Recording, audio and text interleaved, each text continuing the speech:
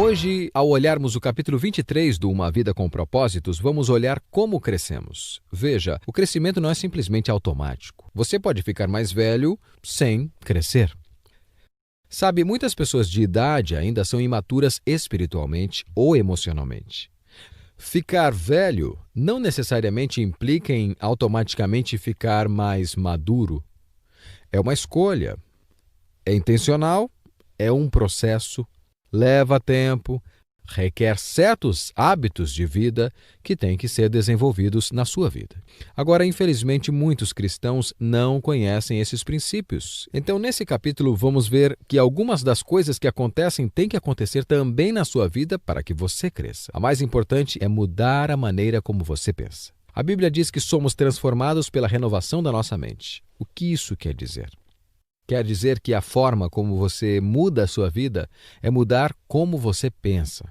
Siga o meu pensamento. A maneira como você pensa determina a maneira como você sente. E a maneira como você sente determina a maneira como você age. Se eu estou agindo de maneira depressiva, é porque eu me sinto depressivo. E se estou me sentindo depressivo é porque eu estou tendo pensamentos depressivos. Isso é uma escolha. Você pode sempre escolher a maneira como se sente, mas você não pode escolher a maneira como age. Você sempre pode controlar seus atos e aquilo que te atrai, mas você não pode controlar seus pensamentos. Isso é uma boa notícia porque são seus pensamentos que controlam suas emoções. Eu me lembro que quando eu era garoto, eu fui disciplinado algumas vezes por ter desobedecido. E meu pai me dizia: "Pare de chorar, Rick." "Eu estou tentando, pai, estou tentando." Mas você não pode forçar um sentimento. Agora, você pode mudar uma atitude. Então, se você quer mudar a forma como você está agindo, e se você quer mudar a forma como você está sentindo, você deve mudar a forma de pensar. Seja transformado pela renovação da sua mente. Uma Vida com Propósitos, de Rick Warren. Dia 23. Como crescemos?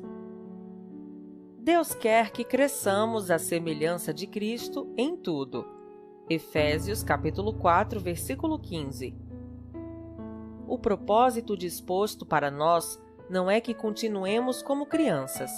Efésios capítulo 4, versículo 14. Deus quer que você cresça. O objetivo do Pai Celestial é que você amadureça e desenvolva as características de Jesus Cristo. Lamentavelmente, milhões de cristãos envelhecem, mas nunca crescem. Emperram numa perpétua infância espiritual, usando fraldas e sapatinhos de crochê. Isso ocorre porque nunca pretenderam crescer. O crescimento espiritual não é automático.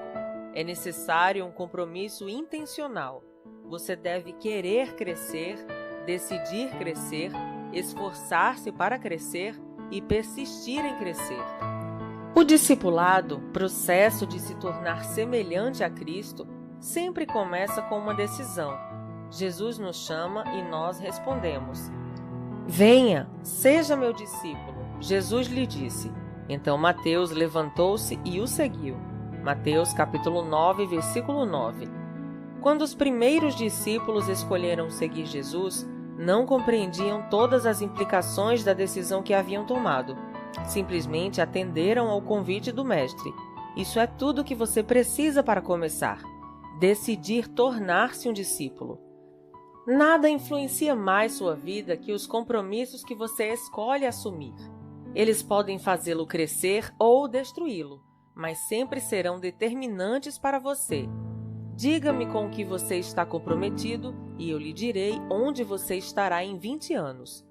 Tornamo-nos aquilo com que estamos comprometidos.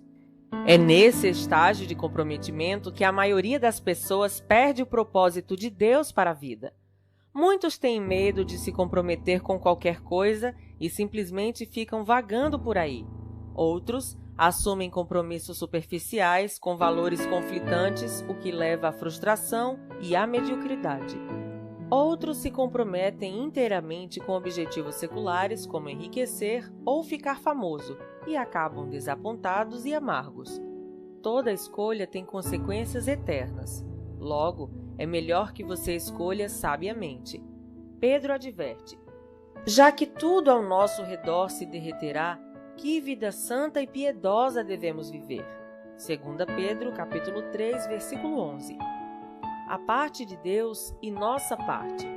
Tornar-se semelhante a Cristo é o resultado de escolhas em conformidade com Ele, na dependência do Espírito Santo para consumá-las. Uma vez que tenha decidido seriamente se tornar semelhante a Cristo, você deve começar a agir de maneira diferente.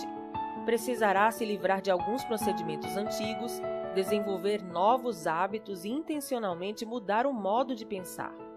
Esteja certo de que o Espírito Santo ajudará nessas mudanças.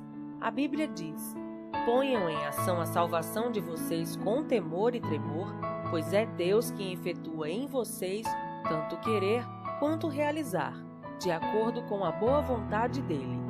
Filipenses capítulo 2, versículos 12 e 13. Esse versículo mostra as duas partes do crescimento espiritual: pôr em ação e efetuar. A primeira é nossa responsabilidade, a segunda é o papel de Deus. O crescimento espiritual é um esforço de cooperação entre você e o Espírito Santo. O Espírito de Deus trabalha conosco, não apenas em nós. Esse versículo, direcionado aos cristãos, não se refere à salvação, mas ao crescimento na fé. Ele não aconselha empenho pela salvação, porque você não pode acrescentar nada ao que Jesus já realizou. Quando põe em ação o corpo, você se exercita para desenvolvê-lo, não para conseguir um corpo. Quando sua mente é posta em ação para resolver um quebra-cabeça, você já possui todas as peças. Sua tarefa é juntá-las. Fazendeiros agem sobre a terra não para obter terra, mas para desenvolver o que já possuem. Deus deu a você uma nova vida, e agora é responsabilidade sua desenvolvê-la com temor e tremor. Isso significa levar seu crescimento espiritual a sério. Quando alguém se mostra negligente com o crescimento espiritual, isso demonstra que ele não entendeu as implicações eternas desse ato, como vimos nos capítulos 4 e 5. Reprogramando o piloto automático. Para mudar a vida, você deve mudar o modo de pensar. Por trás de tudo o que você faz, há um pensamento. Todo comportamento é motivado por uma crença, e toda ação é induzida por uma atitude. Deus revelou isso milhares de anos antes de os psicólogos chegarem à mesma conclusão. Tenha cuidado com tudo o que você pensa, pois sua vida é dirigida pelos seus pensamentos. Provérbios capítulo 4, versículo 23. Imagine-se viajando de lancha no lago com o piloto automático ajustado para o leste. Se você decidir dar volta e rumar para o oeste, há duas formas possíveis de mudar a direção do barco. A primeira é agarrar a roda do leme e forçá-la manualmente a virar para o lado oposto do que está programado no piloto automático. Com total autocontrole, você até poderá dominar o piloto automático, mas sentiria constante resistência. Seus braços acabariam por se cansar do esforço e soltaria a roda do leme, e a lancha instantaneamente voltaria a rumar para leste, conforme o programado. É isso que acontece quando você tenta mudar de vida pelo autocontrole. Você diz: vou me esforçar para comer menos, fazer mais exercícios, deixar de me atrasar e de ser desorganizado. Sim, o autocontrole pode produzir mudanças no curto prazo, mas cria uma constante pressão interna, já que você não tratou a raiz do problema. A mudança não é natural, então você acaba por desistir, abandona a dieta, deixa de se exercitar e rapidamente retorna aos antigos padrões. A segunda maneira é mais rápida e fácil. Altere o ajuste do piloto automático, sua forma de pensar. A Bíblia diz: permita que Deus o transforme em uma nova pessoa, mudando a maneira de você pensar. Romanos capítulo 12, versículo 2. O primeiro passo em direção ao crescimento espiritual é mudar o modo de pensar. Toda mudança deve sempre ocorrer primeiro na mente. O modo de pensar determina o modo de sentir, e o modo de sentir influencia a maneira de agir. Paulo diz: deve haver uma renovação espiritual de seus pensamentos e atitudes. Efésios capítulo 4, versículo 23. Para ser semelhante a Cristo, você precisa desenvolver a mente de Cristo. O Novo Testamento chama essa mudança mental arrependimento, que no original grego quer dizer literalmente mudar de ideia. Você se arrepende sempre que muda a maneira de pensar ao adotar o mesmo modo de pensar de Deus. Sobre você mesmo, sobre o pecado, sobre Deus, sobre as outras pessoas, sobre a vida, sobre seu futuro e sobre tudo mais. Você assume a perspectiva e o enfoque de Cristo. Recebemos a seguinte ordem: pensem da mesma maneira que Cristo Jesus pensa. Filipenses capítulo 2, versículo 5. Esse processo consiste em 2 etapas.